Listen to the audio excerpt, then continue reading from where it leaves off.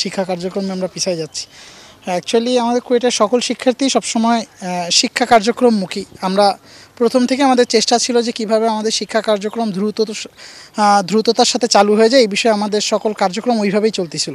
তা আমরা এখনও চাই কীভাবে আমরা দ্রুততার সহিত শিক্ষা কার্যক্রমে ব্যাক যেতে পারি।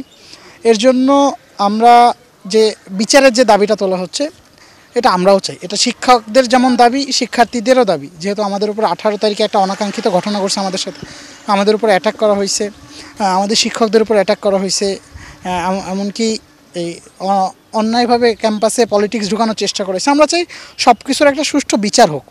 এর জন্য একটা নতুন তদন্ত কমিটি তৈরি করে সেই তদন্ত কমিটির আন্ডারে সুষ্ঠু বিচার করা হোক। কিন্তু এইটা অবশ্যই শিক্ষা কার্যক্রম চালু করে শিক্ষা কার্যক্রমের পাশাপাশি যেন এই বিচার প্রক্রিয়াটা চলতে থাকে, কেন বিচার প্রক্রিয়া একটা লং প্রসেস।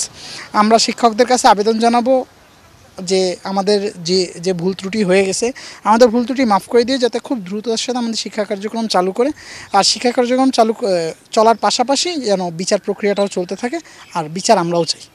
অ্যাকচুয়ালি আমরা বলতেছি তো 18 তারিখ 19 তারিখ একটা অস্থিতিশীল পরিবেশ ছিল। যদিও মারার ঘটনা ওইভাবে আমি ব্যক্তিগতভাবে আমি নিজে দেখিনি কোথাও। আর যদি শিক্ষকদের কাছে এমন কোনো প্রমাণ থাকে, সিসি ক্যামেরা ফুটেজ থাকে বা অন্য কোনো প্রমাণ থেকে থাকে যে হ্যাঁ এই শিক্ষার্থী মারছে, তো তার কাছ থেকে মুচলেখা নিয়ে, বা যেহেতু শিক্ষক আমাদের পিতৃতুল্য, তো আমরা তো চাইবো হচ্ছে আমাদের দিয়ে, আমরা বলতেছি আমাদের দিয়ে ভুল হয়ে যেতে পারে বা ভুল হয়ে গেছে ধরে নিলাম, তো আমরা হচ্ছে স্যারদের কাছে করজোরে মাফ চাচ্ছি। দরকার হলে আমরা স্যারদের পা ধরে মাফ চাইতে রাজি আছে আমাদের শিক্ষার্থীরা। আচ্ছা, আমরা দেখা যাচ্ছে অলমোস্ট 1 মাসের সেশন জটে পড়ে গেছি, যেটা আমরা দ্রুত চাচ্ছি ক্লাসটা চালু হোক। আর শিক্ষক সমিতি থেকে যে বিবৃতিটা দেওয়া হয়েছে যে সব কিছুর বিচার না হওয়া পর্যন্ত নিরপেক্ষ এবং শিক্ষক লাঞ্ছনার বিচার না হওয়া পর্যন্ত তারা ক্লাসে ফিরবেন না। তো আমরা চেষ্টা করতেছি শিক্ষকদের সাথে আমাদের যে দূরত্বটা তৈরি হয়েছে সেটা মেটানোর জন্য। এখন আমরা তো চাচ্ছি তাড়াতাড়ি ক্লাস শুরু হোক, বাকিটা এখন হয়তো ভিসি স্যার দায়িত্ব নেবেন বিষয়টা, যে কত দ্রুত ক্লাস চালু করা যায়। লেখাপড়া তো মানে অলরেডি হচ্ছে 19 ব্যাচে অনেক পিছিয়ে গেছে, প্রতিটা ব্যাচেরই অনেকের পরীক্ষা আটকে আছে, ক্লাস হচ্ছে না, সো সেশন জট তো হচ্ছেই। ক্লাস না হওয়াতে আমাদের প্রথমত যে অসুবিধাটা হচ্ছে সেটা হচ্ছে আমরা একাডেমিকভাবে পিছিয়ে যাচ্ছি। যেমন বুয়েটের 19 ব্যাচের বাইরা অলরেডি বের হয়ে গেছে, আমাদের 19 ব্যাচের বাইরা এখনও বের হইতে পারতেছে না। এছাড়া আমাদের যে বেচটা আছে 2022 ব্যাচ, এই 2022 ব্যাচের বুয়েটের পোলাপান আমাদের সে এক সেমিস্টার আর কি পিছাই ছিল। তো অন্যান্য ভার্সিটির ইঞ্জিনিয়ারিং ভার্সিটির পোলাপানও পিছাই ছিল। তো এখন দেখা যায় আর কি ওরা সবাই আমাদের থেকে আগাই গেছে। তো এই একাডেমিক দিক দিয়ে আমরা পিছিয়ে আছি, প্লাস ধরেন অনেক দিন ধরে পড়াশোনায় না থাকার কারণে আমাদের বাসাতেও তেমন পড়াশোনা হচ্ছে না, কারণ চাপ না থাকলে তো পড়াশোনা হয় না।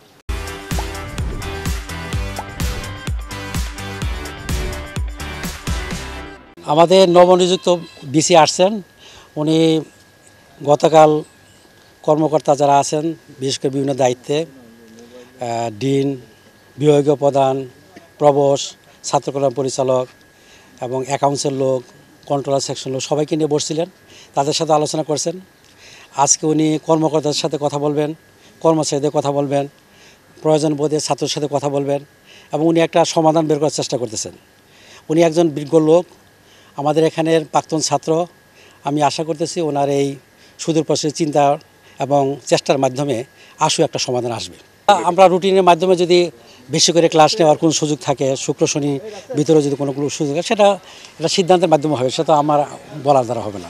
এখন এই মুহূর্তে বলা যাচ্ছে না, আশা করি 2-1 দিনের ভিতরেই একটা কিছু বলা যাবে কবে না ক্লাস শুরু হবে। গতকাল আমাদের ভাইস চ্যান্সেলর মহোদয় নতুন দায়িত্ব নিয়েছেন, সেই হিসেবে উনি বিভিন্ন বিশ্ববিদ্যালয়ের বিভিন্ন স্টেক হোল্ডারের সাথে কথা বলছেন।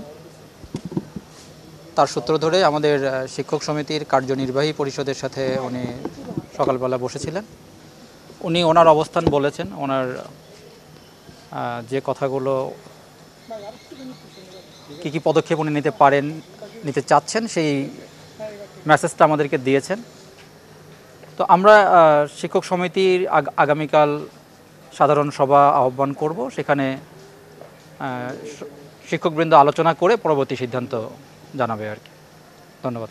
আমাদের গত ঘটনাগুলোর প্রেক্ষাপটে বিশৃঙ্খলা সৃষ্টিকারী এবং শিক্ষক লাঞ্ছনার সাথে জড়িত সবার বিচার দাবিতে শিক্ষকবৃন্দের একাডেমিক কার্যক্রম থেকে বিরত থাকার ঘোষণা দেওয়া হয়েছিল, সেটা চলমান আছে এবং এটা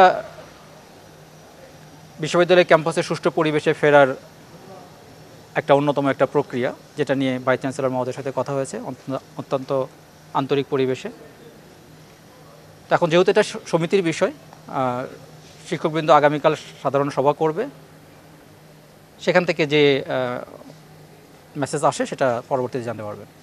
আমাদের ভাইস চ্যান্সেলর মহোদয় নবনিযুক্ত প্রফেসর ডক্টর মোহাম্মদ হযরত আলী স্যার শিক্ষক সমিতির সাথে সকাল 10টায় সভা করেন বা আলোচনা করেন, এবং আলোচনার মূল উদ্দেশ্য হলো যে আমাদের বিশ্ববিদ্যালয় এই পরিস্থিতি ওভারকাম করে আমরা কীভাবে বিশ্ববিদ্যালয় একাডেমিক কার্যক্রম আমরা শুরু করতে পারি, এবং আশা করি যে আমরা চেষ্টা চালাচ্ছেন যে 2-1 দিনের মধ্যে কীভাবে আমাদের একাডেমিক কার্যক্রম শুরু করা যায় এবং এটা বাস্তবিত করা যায়।